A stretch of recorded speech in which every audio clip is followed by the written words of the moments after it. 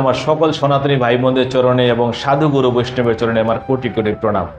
আজকে যেই একাদশী ব্রত মাহাত্ম্য কথা আপনি শুনতে চলেছেন, এই একাদশীর নাম হচ্ছে নির্জলা একাদশী।